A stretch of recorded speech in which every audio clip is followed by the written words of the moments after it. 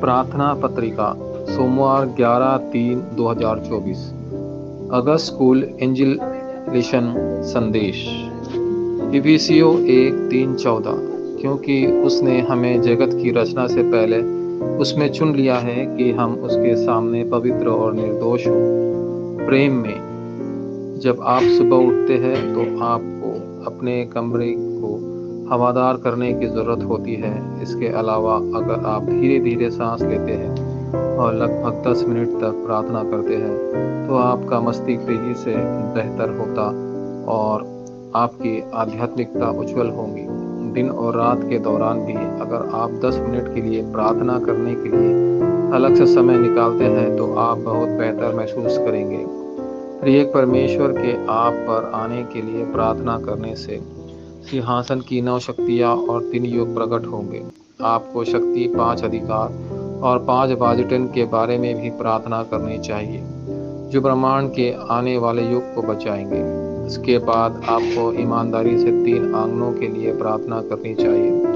2-3-7 healing और शिखर सम्मेलन। हर दिन यह प्रार्थना करने से वचन आप पर आएगा, यूहन्ना 15:7। और पवित्र आत्मा पारदर्शित आपको सिखाएगा और आपको सब कुछ याद दिलाएगा, यूहन्ना 14:26। पवित्र आत्मा आपको भविष्य के कार्य के बारे में सूचित करेगा और आपका मार्गदर्शन करेगा, यूहन्ना 16:13। ऐसा करने से आप पहरेदारों के नेता बन जाएंगे। पहला, उद्धार की गहरी भावनाएं इफिसियों 1:4 और उद्धार की सामग्री इफिसियों 2:1-6। परमेश्वर ने केवल मनुष्य को अपनी छवि में बनाया। परमेश्वर ने मनुष्य को अपनी इच्छा से उस पर विश्वास करने के लिए बनाया।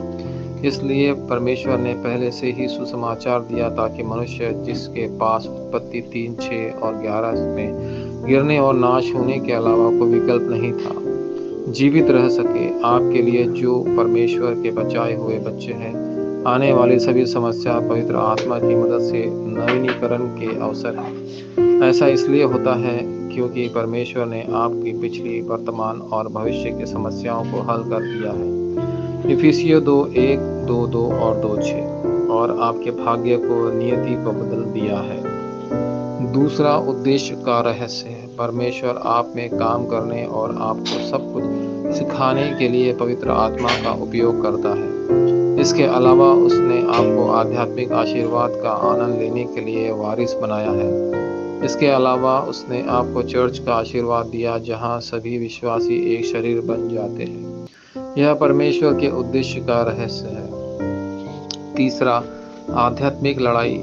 आपकी एकमात्र लड़ाई शैतान के खिलाफ है, इफिसियों 6:12। शैतान राजनीति के सभी पहलुओं को प्रधानता, शक्तियों और अंधकार की दुनिया के शासक के रूप में नियंत्रित करता है।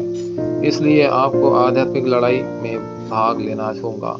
आध्यात्मिक लड़ाई में लड़ने के लिए आपको उद्धार के आश्वासन से खुद को सुसज्जित करना होगा। हेलमेट द्वारा की गहराई भावनाएं, धार्मिकता का वचन, विश्वास की ढाल, वचन की तलवार, सत्य की बेल्ट, सुसमाचार के जूते और पवित्र आत्मा में लगातार प्रार्थना करना होगा। परमेश्वर ने आपको इस पहरेदार के रूप में बुलाया है जो युग को बचाएगा। पहरेदार वह होता है जो दिन रात निगरानी करता है, 24 घंटे प्रतिदिन। यदि आप पहरेदार की प्रार्थना कर सकते हैं तो आपको जबरदस्त ताकत मिलेगी और आप सब कुछ जीत लेंगे। वाचा प्रार्थना। प्रिय परमेश्वर, अवशेष दिवस की अनुमति देने के लिए धन्यवाद।